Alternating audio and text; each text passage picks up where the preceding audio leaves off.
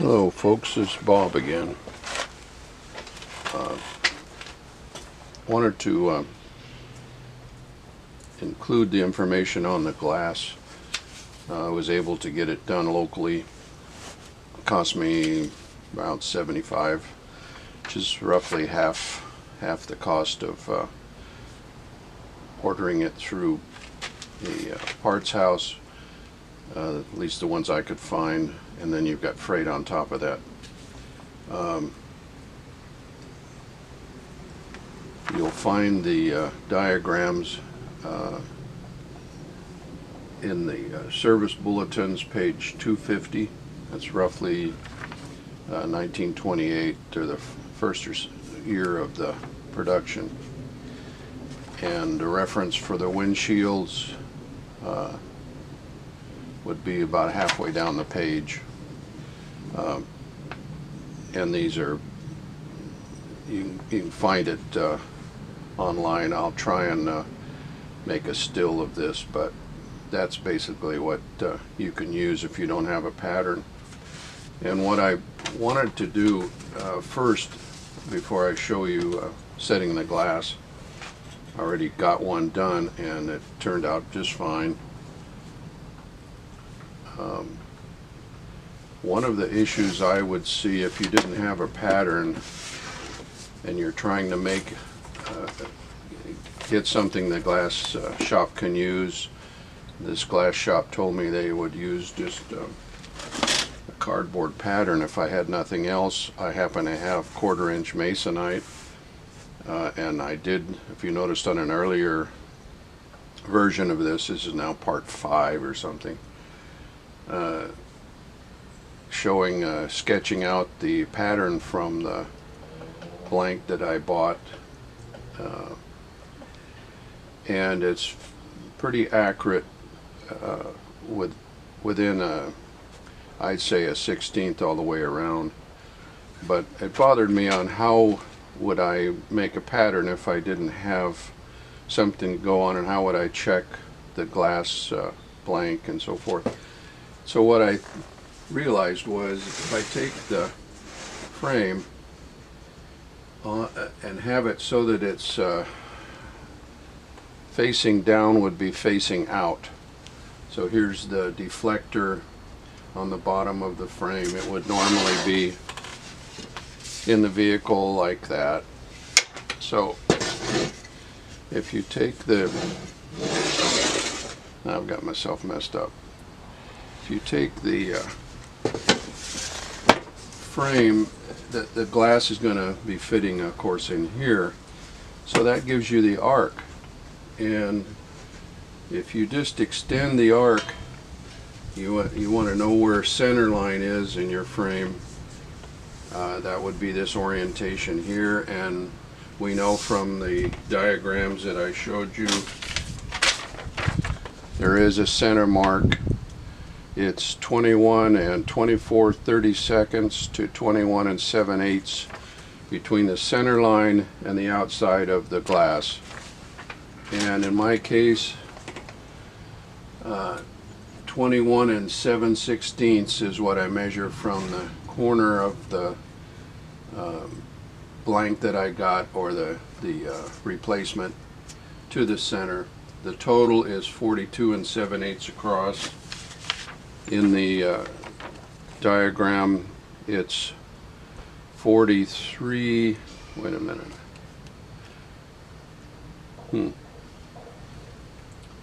Well, it doesn't make sense, but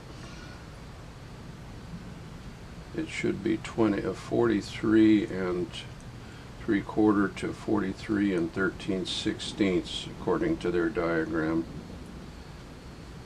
Oh, I see. That's the bottom edge, which is a different dimension. On the curved edge from one end to the other, it's 42 and 3/4 to 42 and 13/16. I'm pretty close to that. I'm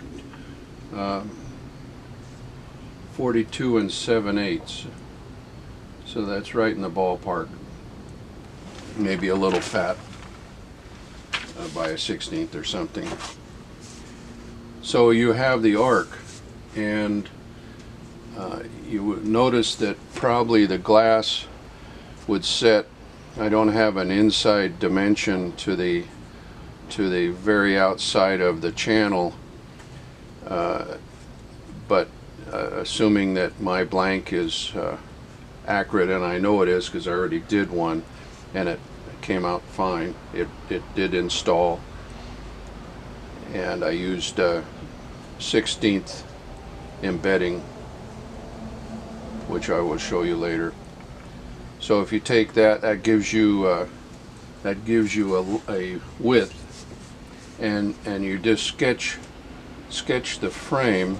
Will give you the splay or the spread of the bottom of the frame to get to your 43 3/8, or on the wide end 43 3/4. So that gives you the dimensions, so you can make up a blank and wouldn't be out of the woods trying to save yourself some money on the glass. There are shops that I know of in California that will cut them for you, and they must have patterns for it, but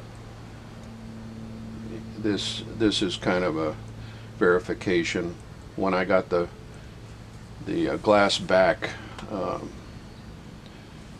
last week, about midweek, I checked. I was happy to get it, paid the guy, walked out, and took it home. And then I thought, you know, I better look at it.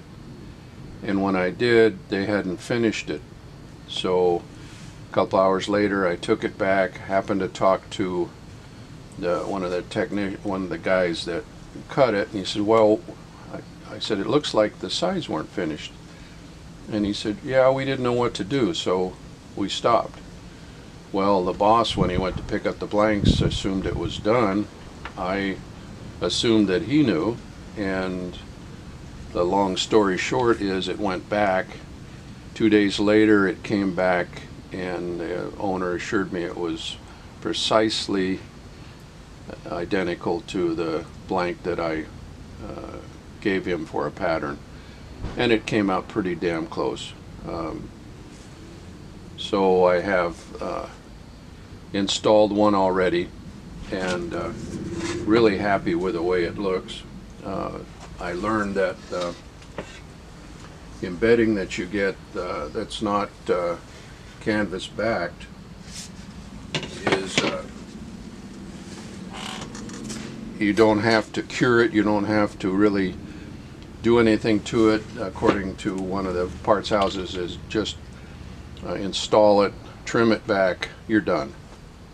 So that's what's done, and here's the completed one with the new glass in it, and I'm proud of it. I think it turned out pretty good. Hinge works, corners are nice and tight. You won't be able to see some of this because I'm shorting you, but I can't film and talk at the same time. I have trouble thinking. Anyway, this was a little tricky getting this in.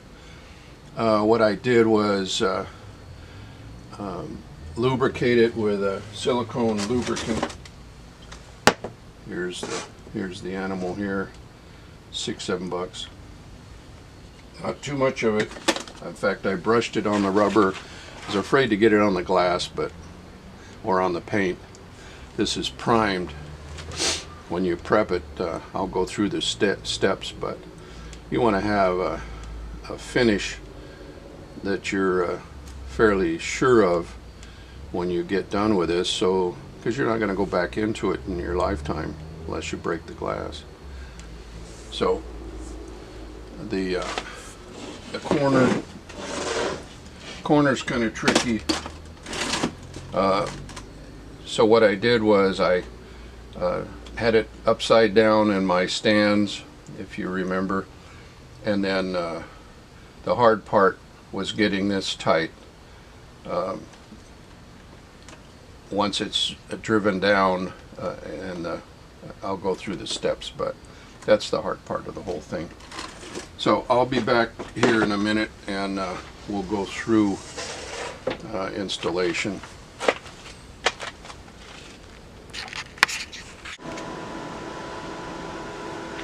Well, I'm back. This should wrap it up. I had to, I found a gap when I started trimming the first time, this last time, or the first time on this frame, and I thought at first it was the glass, so I took it all apart, checked the glass against the template, the tinted piece of glass, and found them to be almost identical. There's a little bit of a hump, but it was 32nd of an inch or something, so the embedding I felt would handle that. But what I did do is install a 1/16 scrap. I had some scraps from the trimming of the other one, and this is the uncured generic embedding. And I had a piece about the thickness of, about the width of wrapping the interior of the groove. So I basically added roughly a 1/16 of an inch to the bottom arch to build it up a little bit, so that there was a gap at the top that was pretty apparent when I tried to trim it. So then I went with the uncured embedding. I had enough left from the first windshield, and went ahead and installed it, rolled it in, wrapped it a little bit up in the corners, not very much. The way the glass is cut, the corners kind of left rounded, and doesn't bite into the frame, doesn't actually bite into the embedding as you embed it. And then I went ahead and started the process again, putting the glass upside down on the stands, and molding the uncured embedding. And what I did this time, instead of having a bunch of pieces of tape lengthwise, I went over wrapped over about every 6 inches, and that held it very well. So you picture it upside down, the arched portion and the sides. It had one piece of tape here, one over there, and 4 to 6 pieces in here holding it. And there's enough. I cut enough. It's about 10 feet. It matches. It meets in the center of the frame at the top. That's where the seam should be. And so I started wondering, do I need to do anything to the uncured embedding material after I finish? So I called up one of the suppliers, and he assured me that once I have it embedded, that's all you need to do. You've got it embedded, you've got it secured, you've got it tightened down. That's it. You're done. So that's when I proceeded to install the glass again the second time and the final time.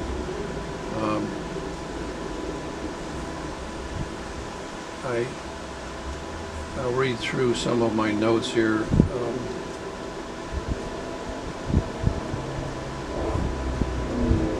The lubricant that I used was the silicone, and I siliconed corners, basically at these two corners here and down at the bottom, the inverted windshield at the bottom, and then went ahead and tapped the frame onto it. And as I got to about a ½ inch from the or a 1/4 to ½ inch gap where I could still remove the tape, I took the tape off. By then it was binding, and held in place and sliding on the silicone. I tried soapy water on the other one, and it didn't work too well for me. I didn't want to try oil, so I used the silicone spray. I tapped it home with a rubber mallet. You're supposed to use wood, but I have the rubber mallet. It seemed to be effective to get it seated. And then I put the top hinge on, got it positioned, got it tapped home. Everything looked good, fairly even salvage on both sides of the hinge and all the way around the frame. So everything's fairly uniform. Then I installed the side screws first. I found that when I put the screws in from the side, it drew, there's an alignment that happens, and it drew the frame in fairly tight. And then I was able to install the facing screw, like I've said in the past. That kind of the routine, and everything's tight.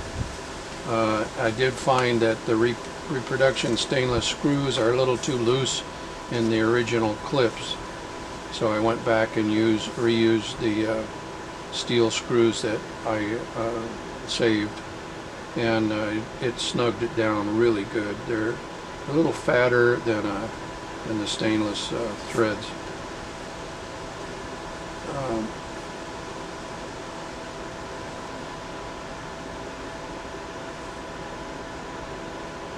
I tried using a metal ruler, like I think I mentioned when I was first starting to trim it before I redid it, and I thought that didn't work too well, and I went to the utility knife, running it along the edge, which does a pretty adequate job, but you still wonder a little bit. And I think utility knife, I'm so used to using it, I have better control. But I eventually had to go back and finish up on the bottom edge using the steel ruler and cutting about a 4-inch section at a time, and kind of hold the 6-inch ruler by the edge, and then keep it tight to the bottom of the frame, and that gives me a cut on this arch one. The other surfaces are straight, and it's not so much of a problem, but I found it difficult to cut it. There's a little kind of a rag or a rough edge there, but I mean, it's pretty decent, and I'll fiddle with it a little bit and probably eliminate that rag just by wearing it off.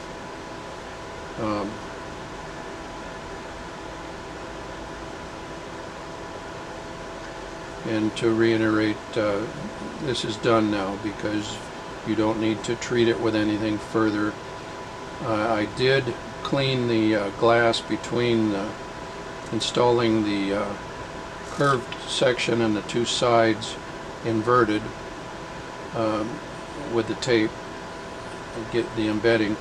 When I finished that, I turned it over and I cleaned the glass again so that the tape that I applied to hold the hinge embedding in place would hold. The tape doesn't like the silicone, so masking tape is not compatible with that silicone.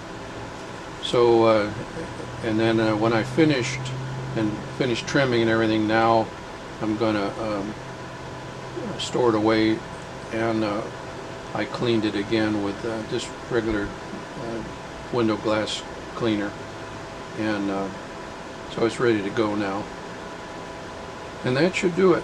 I think I started to get a little nervous with whether the blank and the template were going to work out, but it's best to dry fit the glass in the frame that you're going to do before you start doing the embedding. You get basic idea. It's roughly half the depth of the channel the glass should sit in there, shouldn't be cocked, shouldn't be irregular. And I did show you the trick on the template and or the glass conforming to the arch, so that you just use the arch that's in the windshield, and that should give you a pretty good indication of how well that was done. When you get the glass cut, you have a pencil edge and a corner treatment. That's in the description that I mentioned from the service bulletins, and that pencil edge is kind of a standard treatment for the glass, not just that particular piece, but each piece is probably unique, so look at each one as you go. That's basically it. I'm pretty happy with the way this turned out, and I've got one more I'm going to fix up with the template, and I'm debating whether to I've got one extra frame, but I think I'll just keep it without any glass in it. If somebody needs it, I can ship it without the weight of the glass. I think you can still get the glass almost any place in the States. So this is it. I appreciate you watching. Stay tuned, I'll be doing something else.